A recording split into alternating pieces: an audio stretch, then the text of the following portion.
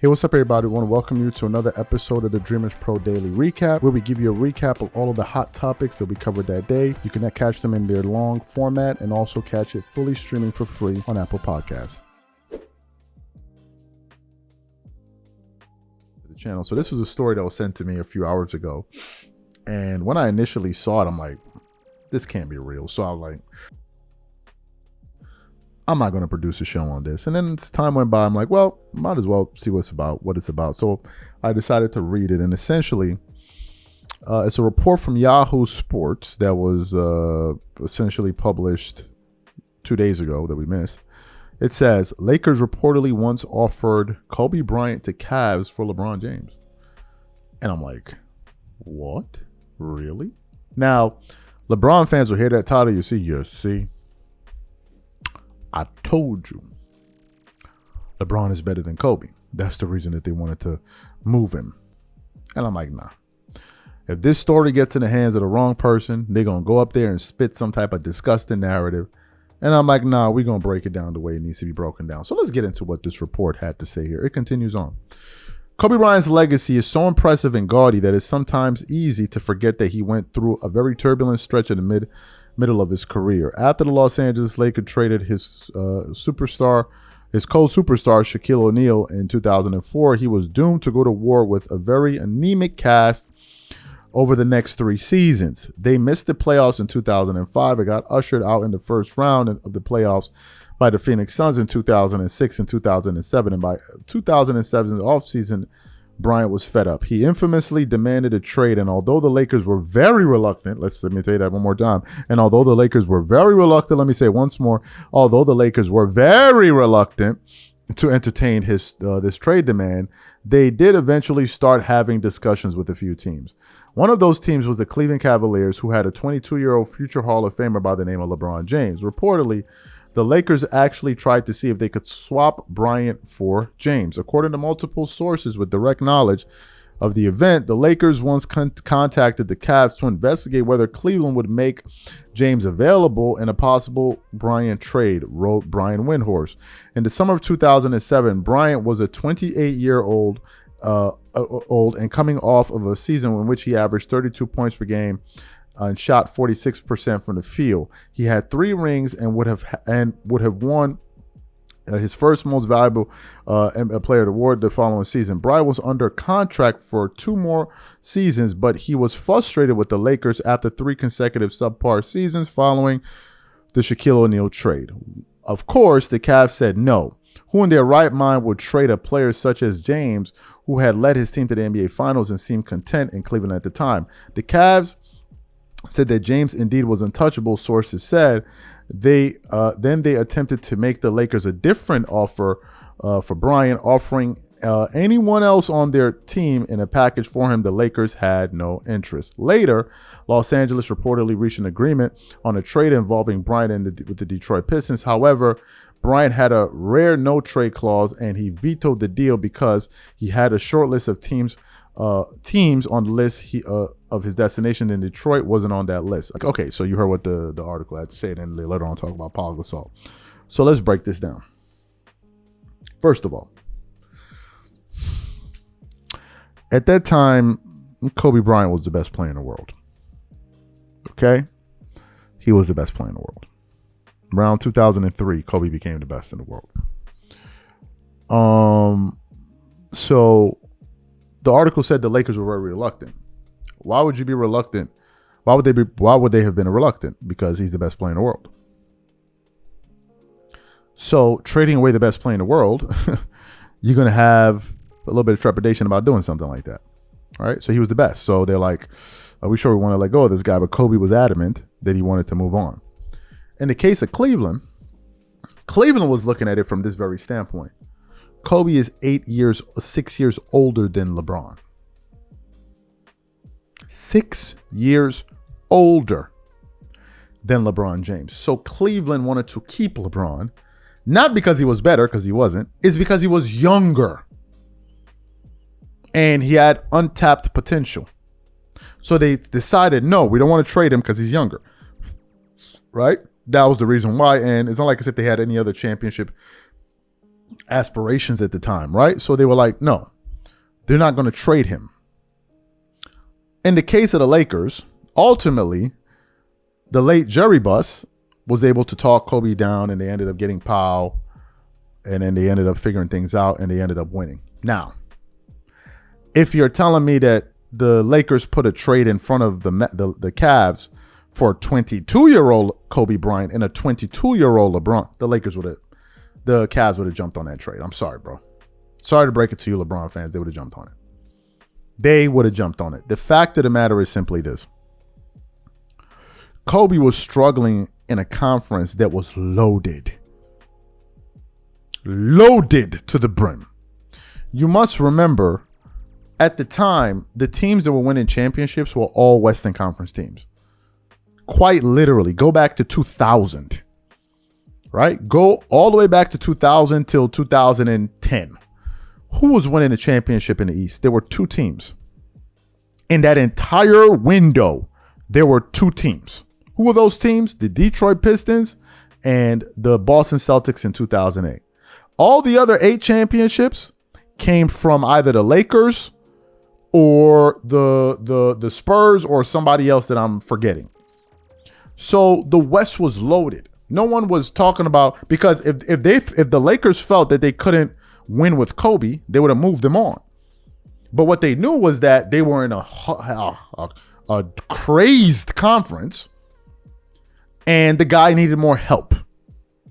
That's what the reality was. He needed more help. And the moment he got a little bit of help, a little bit, and Kobe turned Powell into a Hall of Famer. Don't get it twisted. Pau Gasol, I think, was like maybe a 1 or 2-time All-Star. Kobe turned Powell into a Hall of Famer. He put a level of nastiness in Powell in terms of his mental disposition, especially after the shellacking that they took in the finals in 2008 against the Boston Celtics. Kobe said it, they needed to get a lot nastier. He said the problem was we went up against a team full of dogs. And his goal was, how can I infuse my personality in every single one of these guys? So when you go play against the Lakers, it's like you're playing against a team of me. He said it in the Muse docuseries. But it was smart for the Cavs to turn down that trade because he's older. It's smart. I 100% agree with the Cavs for doing that. They would roll their dice on a younger star. But if you told me they were the same age, well, let's put it this way. The rumor was the Miami Heat were planning on trading LeBron after he collapsed in the finals. How do you explain that? LeBron was 7 years old. And they were planning on trading him after that disaster in Miami. Y'all are aware of this, right? You don't need to go look around. Go ask Gilbert Arenas. He'll tell you. He'll tell you. Right? So I know some LeBron fans were like, oh, you see, it's because LeBron was better. No, he wasn't. And nobody anywhere in the world was saying LeBron was better than Kobe in 2007. Quite literally nobody. Quite literally nobody. I grew up a basketball fan in that era. I bought all of those mixtapes and NBA things with NBA players. Everybody knew who the best was. Everybody knew. And it was Kobe Bryant. Ain't no two ways about it.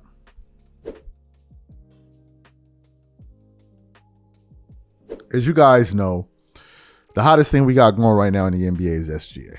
Sun is nice.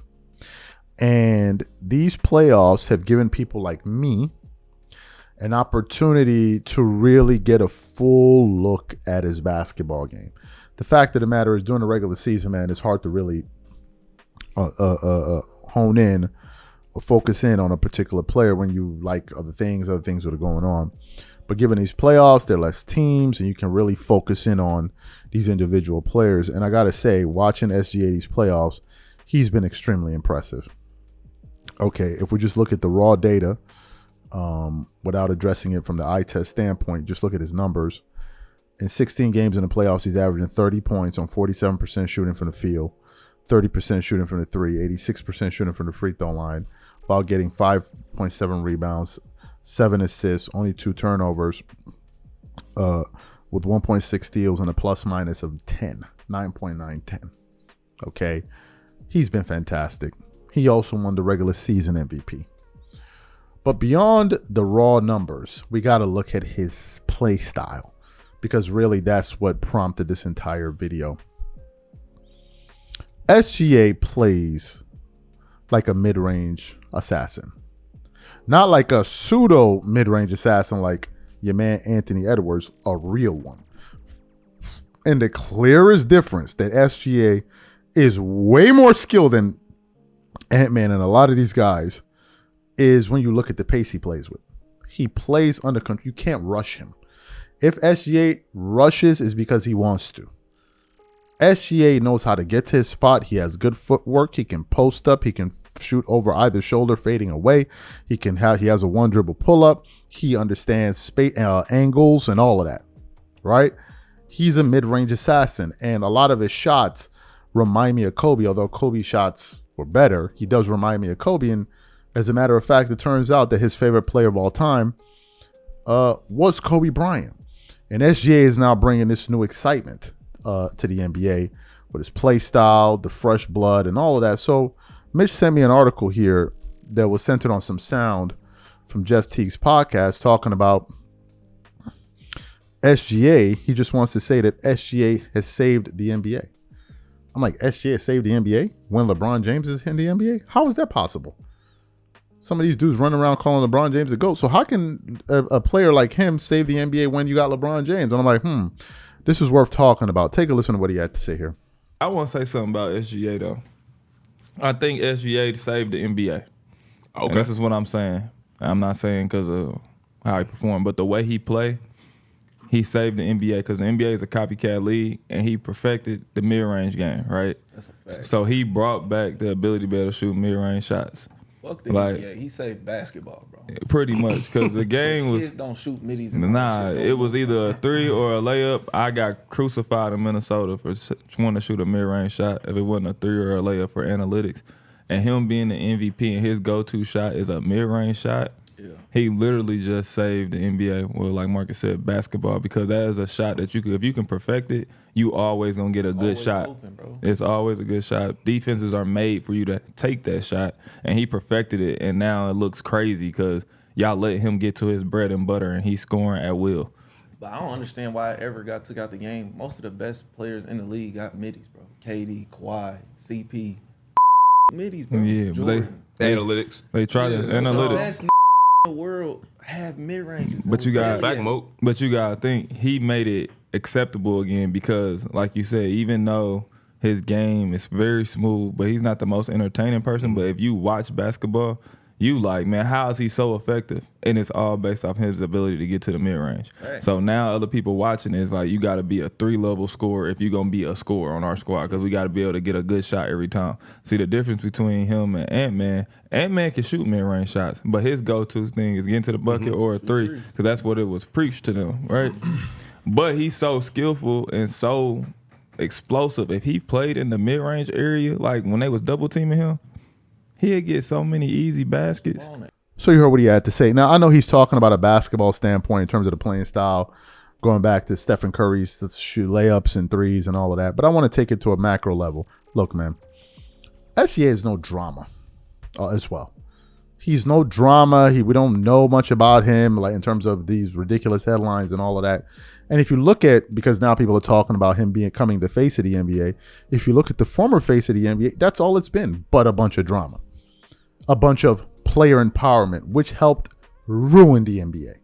And I think that player empowerment is one of the things, if you trace it all the way back to the reason that the All-Star game is what it is. Because it's not about the game anymore.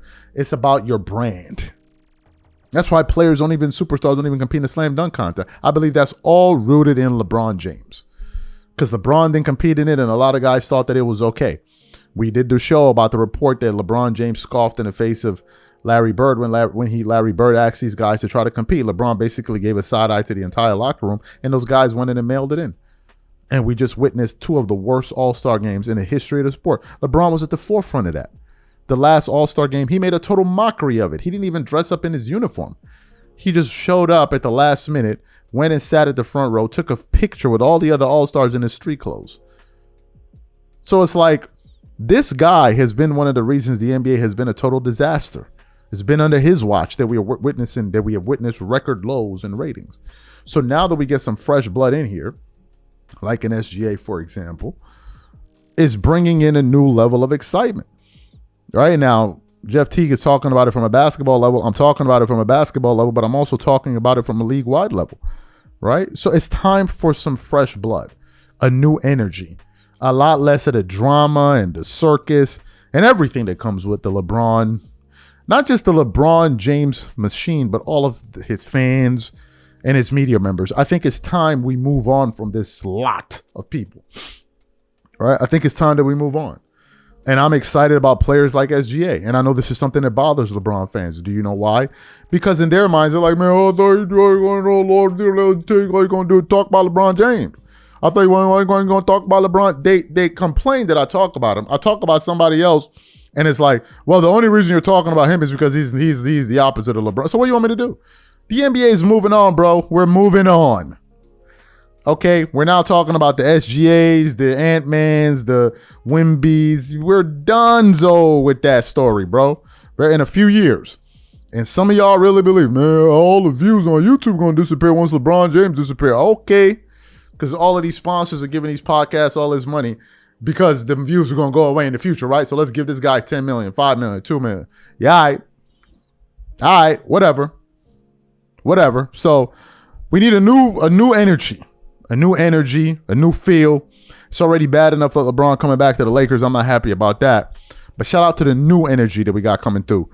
Shout out to my son SGA.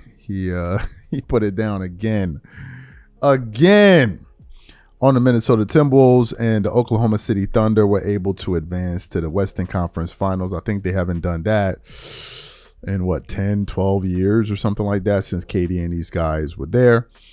And it was a balanced effort in that game, although it was a slaughter in the first quarter where the Timberwolves only had 9 points. SGA finished the game with 34 points with a plus-minus to lead his second highest plus-minus on his team with 23. He finished the game with 34 points, 2 steals, 8 assists, 7 rebounds, 100% shooting from the free throw line, 50% shooting from the three, 56% shooting from the field. Just did his thing. And overall, these playoffs, this man is playing like a man possessed. Okay. Thus far, these playoffs, he's averaging 29, let's say 30 points a game on 47% shooting, 30% from the three, 85.7% from the free throw line, while getting you 6.9 assists, 5.7 rebounds, only 2.3 turnovers, and 1.6 steals per game. On top of that, he just won the Western Conference Finals player MVP, Finals MVP, and he won the regular season MVP, and he is on track to win the regular season MVP and the Finals MVP, which would then put him into the same category, with players like Michael Jordan, who's done that multiple times. So at the end of all of that, people are up here still trying to have this lame ass conversation. Who's going to be the face of the NBA? Is it going to be Anthony Edwards? First of all, we done with that Anthony Edwards talk. I don't want to hear nothing about no damn Anthony Edwards or, mind you, Michael Jordan. I think the only reason they were saying that is because they both dark skinned and Anthony Edwards can dunk. I don't want to hear nothing about Anthony Edwards as the next Kobe Bryant. I don't want to hear none of that. We done with that. We off that. Son did not prove a mother effing thing. So I don't want to hear nothing, right? One dude went to the Western Conference Finals 2 times. The other one is in the finals. All right, we focus on him. But people have still been reluctant about, oh, well, are we sure SGA wants to be the face? Are we sure he could be the face? Is it this? Is it that? Everybody's just looking for a reason. And one of those people that's been doing that is the panel from Gil's Arena. So I came across a clip here from Gil's Arena when they were asking, is SGA or could he be the face of the NBA? And man, the entire panel was struggling. Like they looked like they was about to burst into tears as they were trying to find ways to say why he cannot be the face of the NBA. So for those of y'all who didn't hear what these guys had to say, I want to play for you now, and I'm going to come back and continue on the show. Take a listen to what these guys had to say here. SGA is taking over as the face of the NBA. Facts or cap? Let's start with you, Mr. B. Cap. And why do you say cap, sir? Just like what Gil was saying earlier, he's not there yet as far as the superstar but he's headed in the right direction. But I mean, this is the first time we're able to see him this late into the season. So if he's able to get to the finals and win it, then you can go into the summer and they may be coming into next year. But it's the first time we're able to see him in this type of situation right now. Move over to Swag. Again, bringing your championship experience to the couch. Tim Duncan jersey you got at a flea market. The face? No. The face? I would say Cap right now. He don't got the machine behind him. I think all that goes in together, shoes, or just your personality, a little too laid back. But he's a great athlete. But you do need that machine behind you. Shoes matter in this game too. He got the aura though. Yeah, Like he got married, like you know what I'm saying. Like he got swag. He has the best. So if we're looking at the face of the NBA blueprint, he checks every box.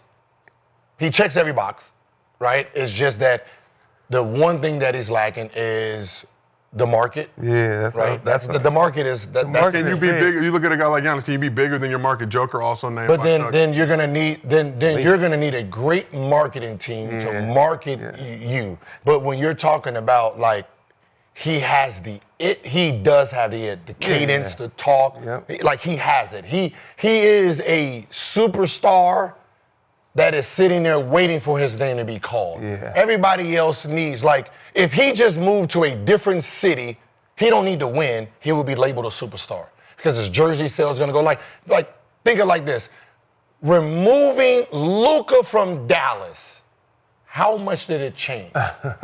He goes from 3-4 jersey sales to jump LeBron just by moving cities. That is a thing. Right, you're going to be more recognized. It's, you know what I mean. So with him, he's going to need winning. But here's my question: when we talk about small markets, who is the biggest superstar that was a superstar coming from a small market? What is it, Steph? No, California. It's Golden State.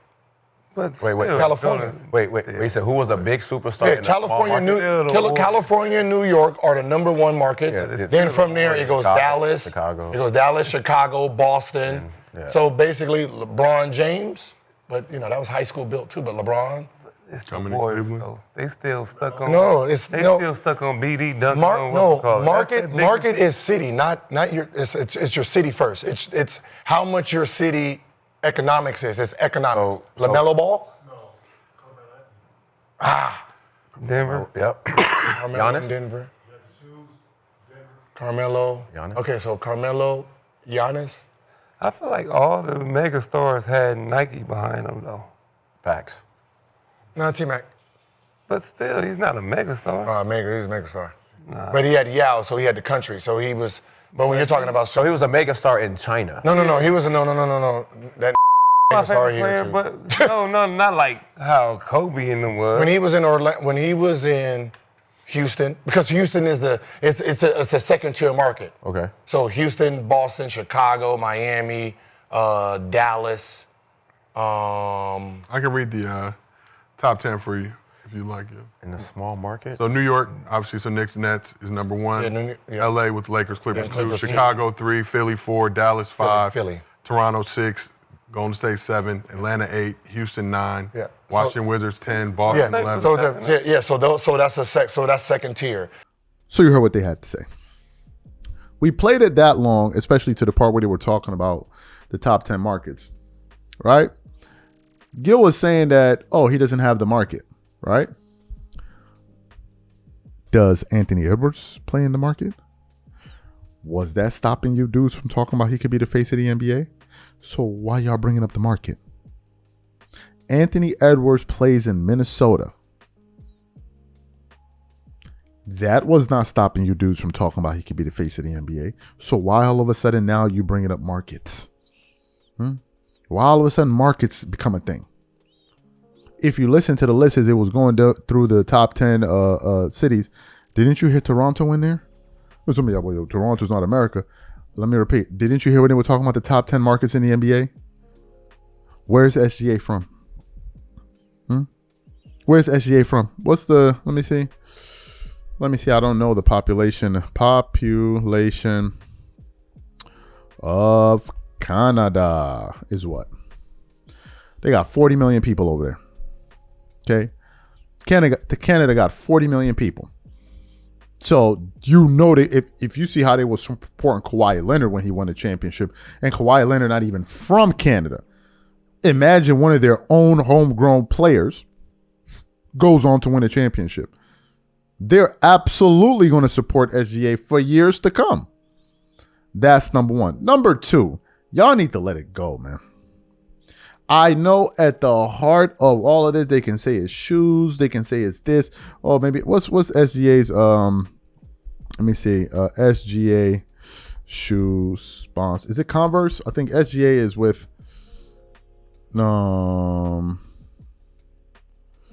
yeah, I think SGA is with Converse, right? They can talk about his shoes, is this. Bro, look.